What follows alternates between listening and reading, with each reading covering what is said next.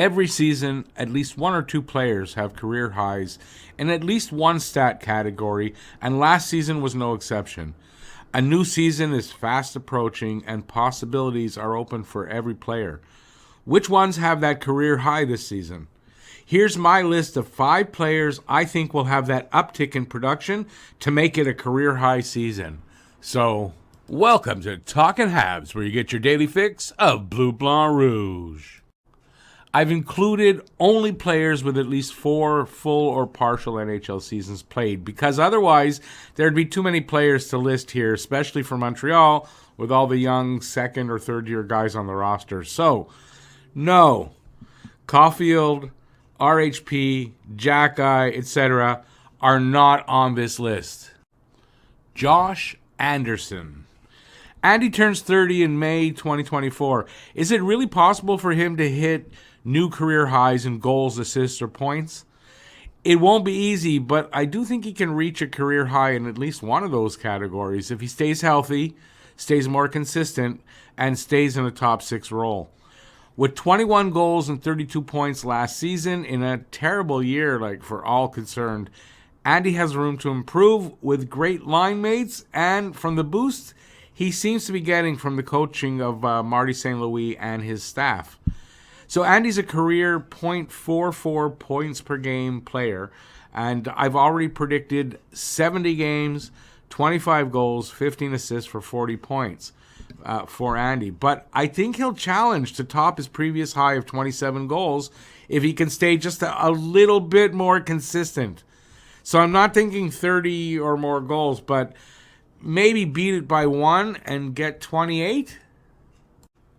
Mike Matheson. Defenseman Matheson has put up career highs in each of his last 2 seasons, and I see no reason he won't continue that trend this season. With career highs in both assists and goals last season, and that was in only 48 games, a healthy Matheson playing in 70-plus games will almost certainly pitch career highs across the board once again. My early prediction for him is 65 games, not 70, 11 goals, 35 assists for 46 points. So that's career highs in everything but the games played.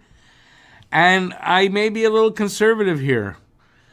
A healthy Matheson should be a first-pairing defenseman, eating up big minutes and getting plenty of power play time. Healthy will be the key part of the equation because if healthy, he'll put up big numbers. Matheson, by the way, will be 30 in February. KIRBY Dach. Dach is just 22 years old, and you fully expect players that age to have career years for at least the first few. Entering his 5th season qualifies him for this list, and I fully expect him to surpass his highs from last season easily if he stays healthy. This health thing seems to be a common thread on this list. I've already predicted him to smash his goals by 11, and same for his assists, and demolishing his points high with 75 games, 25 goals, 35 assists for 60 points. I'm also thinking Dach will be the second-line center this season, but if he ends up on the wing on line 1, then those numbers should be even higher. A true breakout season for Dach with career highs across the board.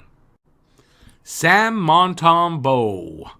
Monty is coming off his 4th NHL season and has played 103 NHL games, not the largest sample size for a goalie, and you'd fully expect him to have better numbers. If you're expecting this, I think you're right. A good indication of this for me was the performance at the World Championships, where in 7 games played, he went 6-1, 1.42 goals against, and a .939 save percentage. Not just good, but great numbers, and a good indicator of things to come from Monty.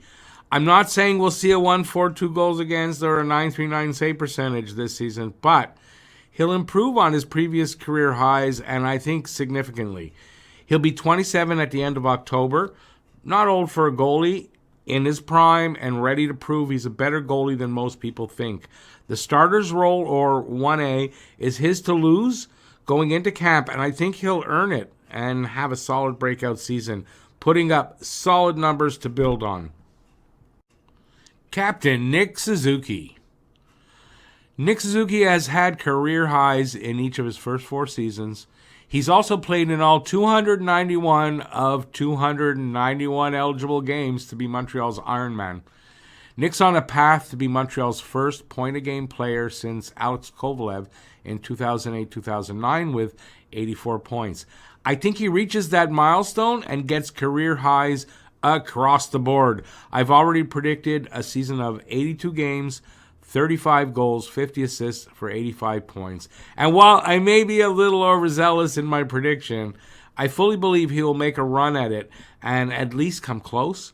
With a healthy Cole Caulfield on his wing for a full season, Nick should easily surpass last season's totals by at least 10 points.